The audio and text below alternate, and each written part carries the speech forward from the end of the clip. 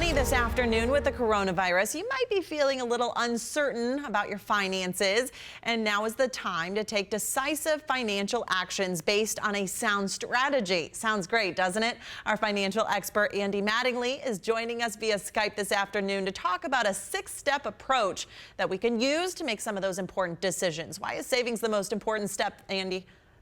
Well, because now's the time you really need to try to make sure that you're building cash, especially if you're still employed. And if you're not, you need to find ways to lower your expenses so that you can make your income go a little farther. You know, it's kind of hard. We're all sitting at home. Some of us are shopping online. Can you talk about why impulse buying is so destructive right now? Yeah, because that's going to wreck your budget. And it's really hard because we're on screen a lot more. And there's also a little bit of panic buying being done. And you really need to only buy things that you need right now and avoid those impulse purchases. Okay, what's a simple budgeting tool that most people could use out there?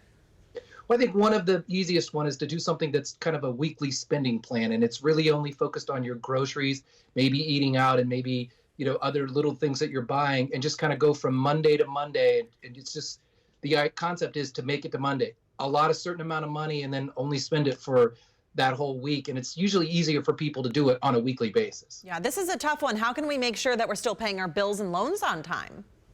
Well, this is really important. You really should contact your lenders and your service providers before you get behind. A lot of times people wait until they're 3 or 4 months behind, and then a lot of the options aren't available to them. So I suggest reaching out early if you know you're going to have struggles and see what they can do for you. There has to be some other ways we can save. What's your advice?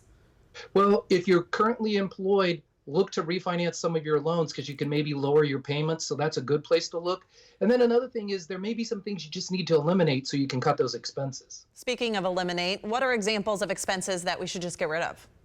Well, we all probably have a few vices that aren't maybe good for our health that we should probably cut out. It could be that you're a smoker, or maybe you have a few more drinks than you're supposed to, or you buy too many things at the grocery and then you throw them out. So those are all great ways to save some money just by getting rid of some of your bad habits. Absolutely. Andy Mattingly joining us. Thank you so much for all the advice.